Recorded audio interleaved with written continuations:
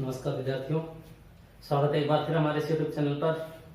आज हम आपके सामने व्यष्टि अर्थशास्त्र का अगला टॉपिक जो हम कर रहे थे, गणनावाचक उपयोगिता विश्लेषण के बाद हमने किया क्रमवाचक उपयोगिता विश्लेषण।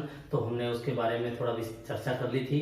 परिचय क्या था, उसका अर्थ क्या होता है, तटस्थ वक्र क्या होते हैं, तटस्थ वक्रों की मान्यताएं क्या है, अनधिमान वक्र विश्लेषण की मान्यताएं क्या है, सीमांत प्रतिस्थापन की दर क्या होती है, ये सारे हम पिछले वीडियो में आराम से पूरा चर्चा करके आ चुके हैं।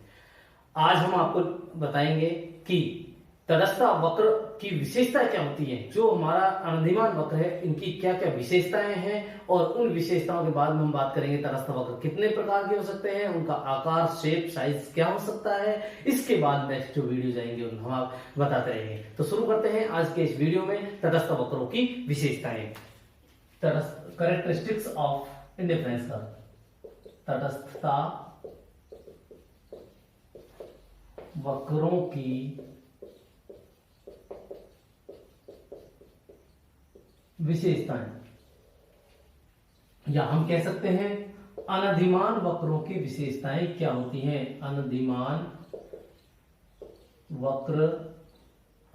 वक्रों की विशेषताएं, वक्रों की विशेषताएं। मुख्य रूप से इसकी 5-6 विशेषताएं हैं जिनको हम विस्तार से चर्चा करेंगे, और उनसे आपको समझ में आ जाएगा तटस्थ वक्र कैसा हो सकता है और इसमें क्या मुख्य बिंदु होना चाहिए। तो सबसे पहला हम लेते हैं कि जो तटस्थ वक्र हैं, दाएं से बाएं व ऊपर से नीचे की ओर ऋणात्मक ढाल वाले पाए जाते हैं। तटस्थ वक्र बाएं से दाएं बोले तो ऊपर से नीचे, बाएं से दाएं, या हम कह सकते हैं ऊपर से नीचे की ओर ऋणात्मक ढाल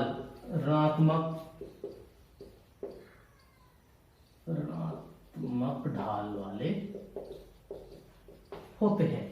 देखिए, बाएं से दाएं, ऊपर से नीचे की ओर। तो मैं आपको बताऊंगा इसमें कई प्रकार हो सकते हैं। तटस्थ वक्र कैसा हो सकता है, कैसा नहीं हो सकता, ये तो हमने बता दिया कि बाएं से दाएं या ऊपर से नीचे की ओर ऋणात्मक ढाल वाला होता है। मैं आपको यह समझा देता हूं कि ये किस प्रकार का शेप, हम जो व्याख्या कह रही है, विशेषता कह रही है, वो कैसी कह रही है।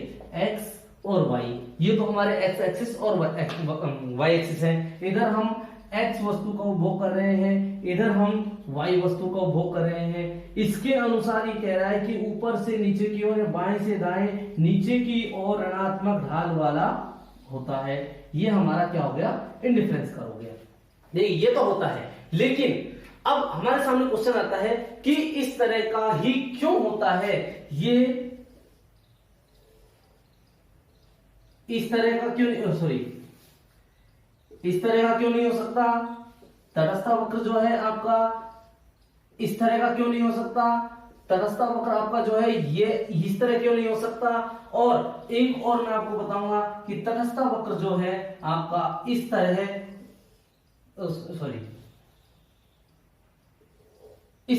क्यों नहीं हो सकता। ये भी आईसी है, ये तो हो गया ना।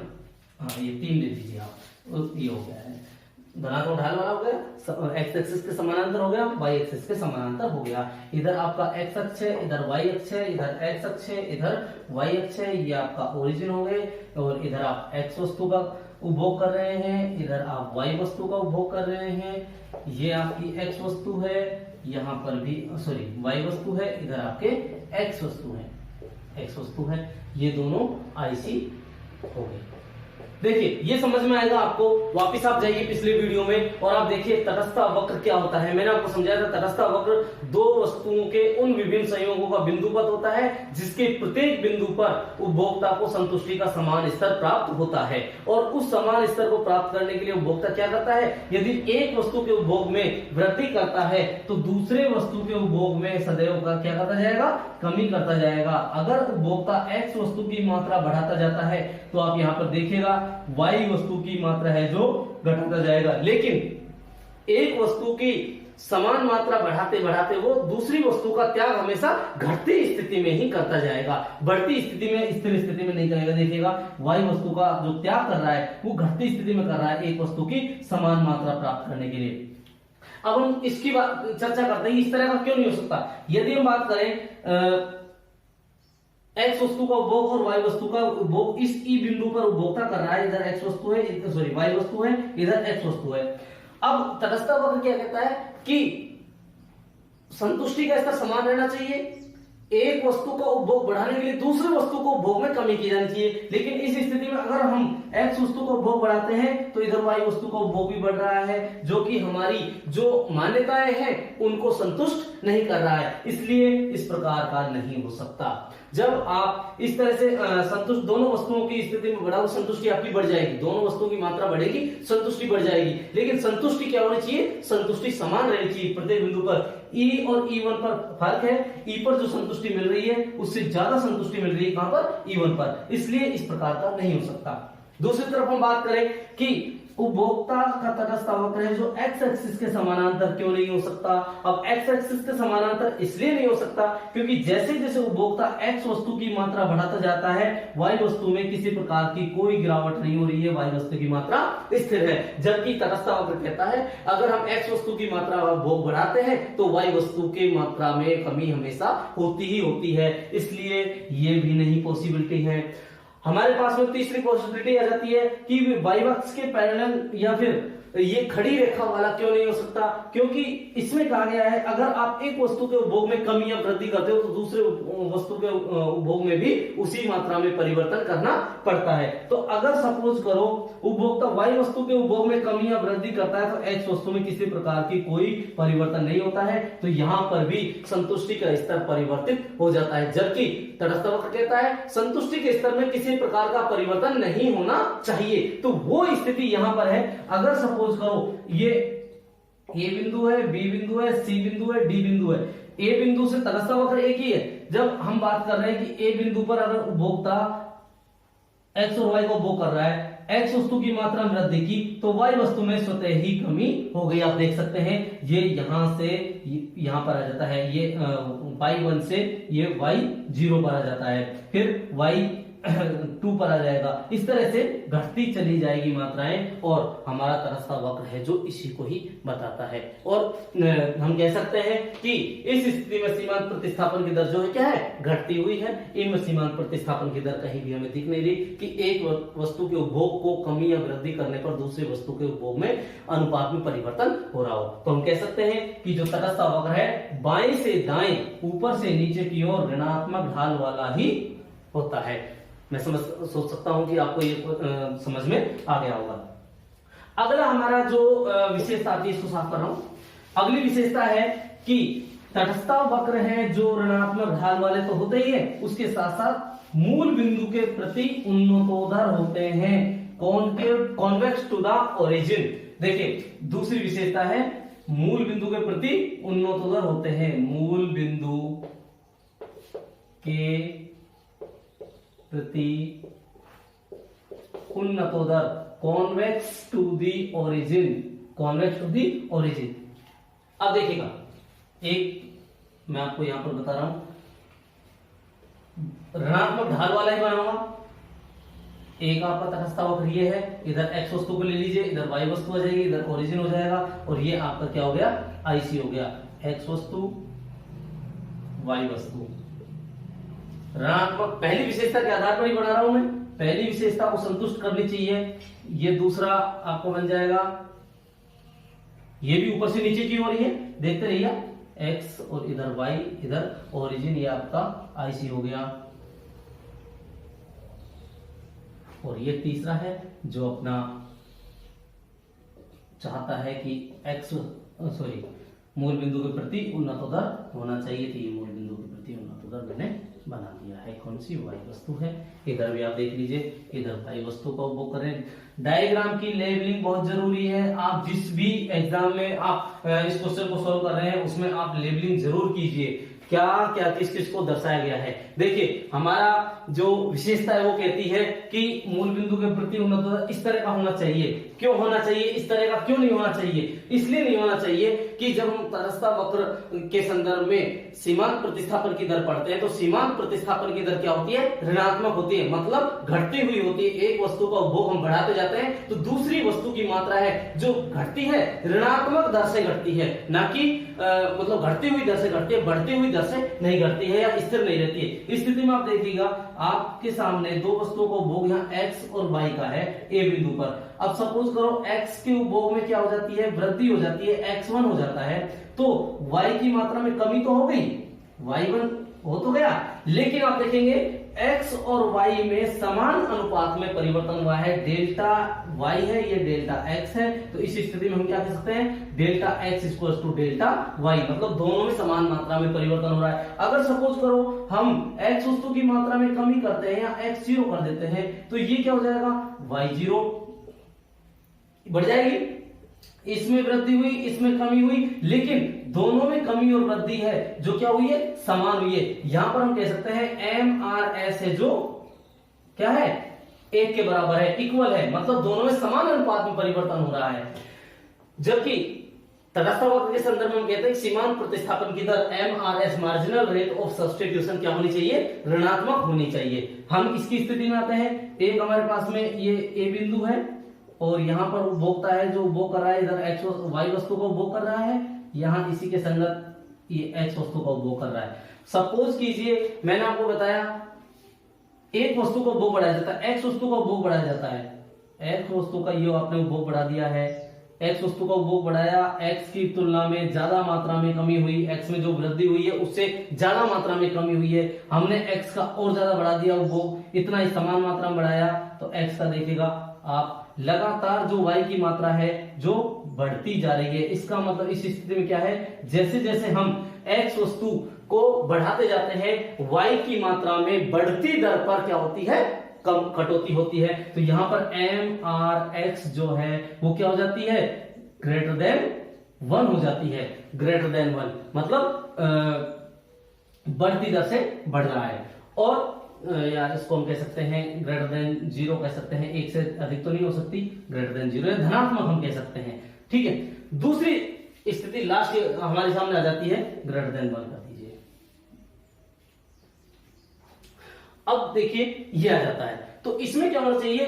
MRS जो है ऋणात्मक होनी चाहिए, अर्थात जैसे जैसे हम ये A बिंदु है हमारा, हमने A बिंदु पर ये y वस्तु का उपभोग करें, इधर x वस्तु को उपभोग करें, हम x की समान मात्रा में क्या करते हैं? वृद्धि करते जाते हैं। तो आप देखिएगा यहाँ पर आपकी y वस्तु की जो मात्रा है लगातार घटती जा रही है, तो इधर MRS इज लेस देन 1 है, तो इसका मतलब घटती दर से घट रही है। मूल बिंदु के प्रति उन्नत दर होने का मतलब मूल बिंदु हमारा ओरिजिन इधर O है, इधर O है, ये एक सीधी रेखा में है, ये कॉनकेव टू द ओरिजिन है, ये कॉन्वेक्स टू द ओरिजिन है। तो समझ में आ गया होगा कि मूल बिंदु के प्रति उन्नत दर क्यों होना चाहिए। इसकी अगली विशेषता हम चर्चा करते हैं, जो नेक्स्ट थर्ड इसकी कैरेक्टरिस्टिक्स है वो है कि तटस्थ वक्र।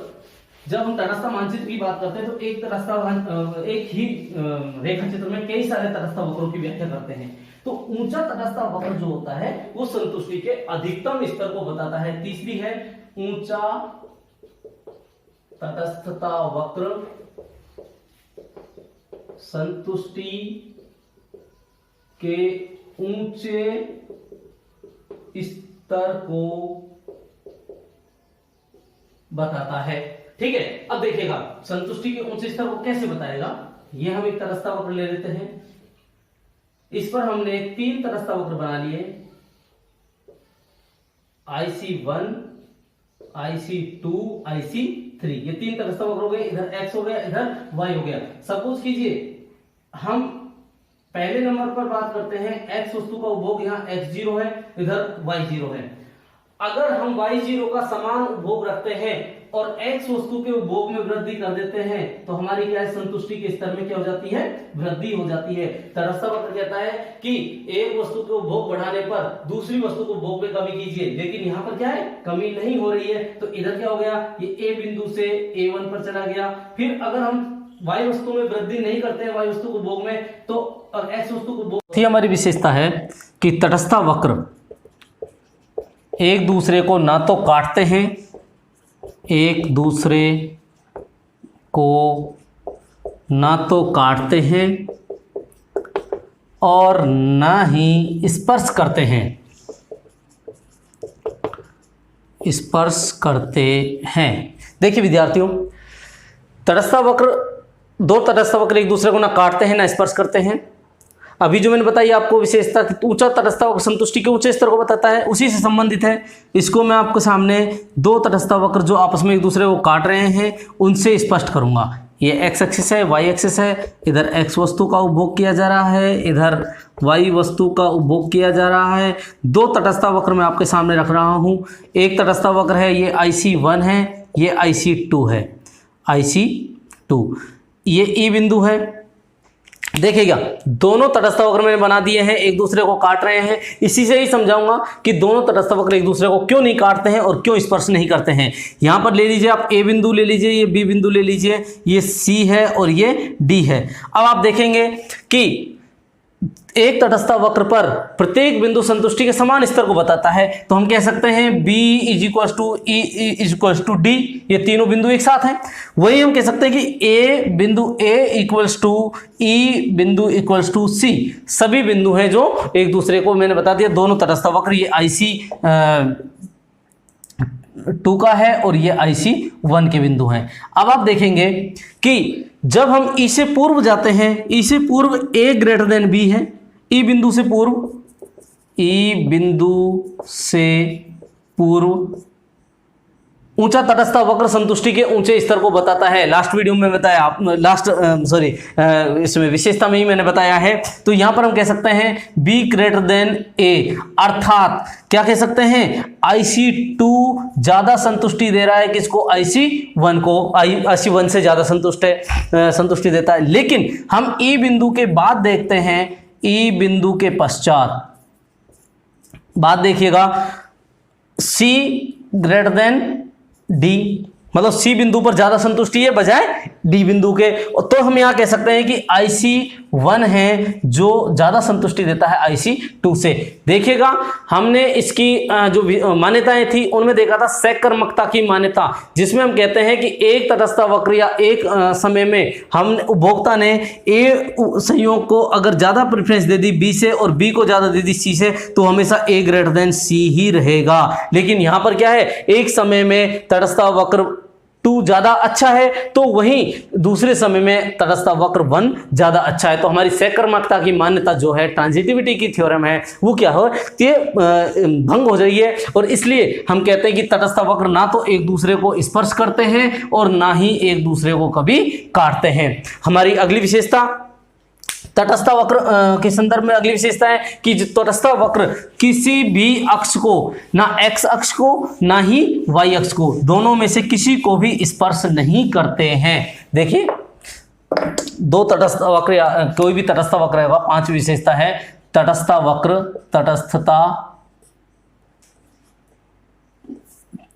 तटस्थता वक्र एक दूसरे को इसको लिख सकते हैं, किसी भी अक्ष बोले तो ब्रैकेट में OX एंड OY को स्पर्श नहीं करते हैं, स्पर्श नहीं करते हैं। देखिए, यदि तटस्थ वक्र मैंने ले लिया, ये x ले लिया है, इधर y ले लिया है, इधर x वस्तु ले ली है, इधर y वस्तु ले ली है। सपोज करो तटस्थ वक्र आपका इस प्रकार का है IC, तो इस स्थिति में उपभोक्ता केवल x अक्ष का x वस्तु का ही उपभोग कर रहा है। जब तटस्थ वक्र किसी भी अक्ष को छू लेगा तो उस अक्ष पर मुद्रा या कीमत को माप माना जाता है, दूसरी वस्तु को उपभोग करता है। तो यहाँ पर केवल और केवल उपभोक्ता x वस्तु का उपभोग कर रहा है। लेकिन अगर ये तटस्थ वक्र हमारा इस प्रकार से हो जो x अक्ष को छू रहा हो, ये हमारा वाई अक्ष है OY और ये OX अक्ष है। तो इस स्थिति में केवल और केवल उपभोक्ता Y वस्तु का उपभोग करता है। इसलिए तटस्थ वक्र कहता है कि दो वस्तुओं के विभिन्न संयोगों पर संतुष्टि मिलती है, तो तटस्थ वक्र के अनुसार उपभोक्ता है जो दो वस्तुओं को ही उपभोग करता है, दो या दो से मतलब किसी भी एक वस्तु का उपभोग करने से उसको संतुष्टि के स्तर को पता नहीं चल पाता है। क्रम मांगता है ना, तटस्थ वक्र क्या मांगता है, क्रम मांगता है और वो तुलना करता है, तो इसलिए दो वस्तुएं मिनिमम होनी ही चाहिए। अगली जो विशेषता है और आखिरी इसकी विशेषता है वो है अपनी कि तटस्थ वक्र एक दूसरे के समानांतर हो, यह कोई आवश्यक नहीं है। तटस्थ वक्रों का समानांतर होना आवश्यक नहीं। तटस्थता वक्रों का समानांतर होना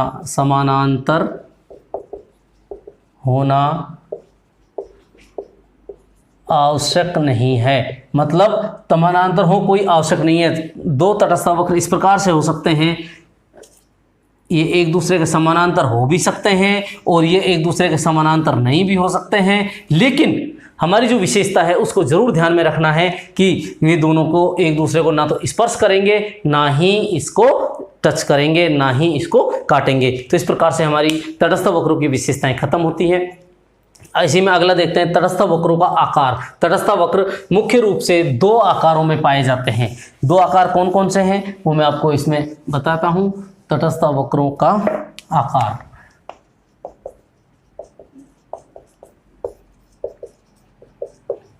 एक तो हो सकता है तटस्थ वक्र होता है सीधी रेखा के रूप में, सीधी रेखा के रूप में, और एक होता है समकोण, समकोणीय तटस्थ वक्र। देखिएगा सीधी रेखा के रूप में कब होता है और समकोण के रूप में कब होता है, जब वस्तुएं एक दूसरे की पूर्ण प्रतिस्थापक होती हैं। x वस्तु हम यहां पर ले रहे हैं, इधर y वस्तु ले रहे हैं। जब x वस्तु का y वस्तु से समान मात्रा में प्रतिस्थापन किया जाता है, ये x से x1, x0 से ये y0 से y1, जब x वस्तु की मात्रा में वृद्धि होती है और y वस्तु की मात्रा में कमी होती है, तो वो समान मात्रा में होती है, तो उस स्थिति में हम क्या करते हैं, ये सीधी रेखा के रूप में तटस्थ वक्र पाया जाता है। और इस स्थिति में हम कह सकते हैं कि जब इस स्थिति में जो वस्तुएं होंगी कैसी होंगी, वस्तुएं पूर्ण प्रतिस्थापन होती हैं। प्रतिस्थापन, पूर्ण प्रतिस्थापन वस्तुएं पूर्ण प्रतिस्थापन होंगी, और इस स्थिति में मार्जिनल रेट ऑफ सब्स्टिट्यूशन है जो इकाई के बराबर होगा। इकाई के बराबर मतलब एक वस्तु का जितनी मात्रा में त्याग किया जा रहा है, दूसरी वस्तु का उतनी ही मात्रा में वृद्धि की जा रही है। लेकिन यहाँ पर जब दो वस्तुएं एक दूसरे की पूरक होंगी, जैसे राइट लेग का जूता और लेफ्ट लेग का जूता, अगर एक पैर का जूता खो गया है, फट गया है, कहीं भी गया है, दूसरे पैर का काम नहीं आ सकता। उसी प्रकार से हमारे पास कार है, पेट्रोल है, तभी हम कार ड्राइव कर सकते हैं। पेट्रोल नहीं है तो कार हम नहीं चला सकते। हमारे पास पेन है, इंक नहीं है तो हम नहीं कर सकते। तो इसका मतलब है जब समान अनुपात में दोनों वस्तुओं का मतलब प्रयोग किया जाए, तो उस स्थिति में हम क्या कह सकते हैं कि तटस्थ वक्र जो है हमारा समकोण के रूप में पाया जाता है। ये हमारे आईसी है, जिसमें हम x वस्तु का जितने मात्रा में वृद्धि करते हैं उतनी ही y वस्तु की मात्रा में वृद्धि करनी पड़ती है। जितना हम x वस्तु को बढ़ाएंगे उतना ही y वस्तु को बढ़ाना पड़ता है। तो ये हमारे तटस्थ वक्र आ जाते हैं। इधर हम x वस्तु को ले लेंगे, इधर y वस्तु है। इस स्थिति में जो MRS होगी, मार्जिनल रेट ऑफ सब्स्टिट्यूशन होगी, वो शून्य होगी, क्योंकि यहाँ पर एक वस्तु का दूसरे वस्तु से प्रतिस्थापन नहीं किया जा रहा है। इस स्थिति में दोनों वस्तुओं को समान अनुपात में प्रयोग किया जा रहा है, और ये जो होता है वो होता है पूर्ण पूरक वस्तुओं की स्थिति में। जब पूर्ण पूरक वस्तुओं की स्थिति में ऐसा पाया जाता है, क्योंकि इस स्थिति में एक वस्तु का पृथक रूप से प्रयोग में लिया जाना संभव नहीं होता है। तो आज के वीडियो में हम इतना ही करेंगे। अगले वीडियो में हम इसके बाद जो बजट लाइन है, बजट रेखाएं हैं, और उन सभी की चर्चा करेंगे। तो आपने अगर कोई प्रॉब्लम आती है आपको इस वीडियो के पश्चात, तो आप मुझे कमेंट बॉक्स में जाकर के कमेंट कीजिए, आपकी समस्या का निराकरण करेंगे। नमस्कार।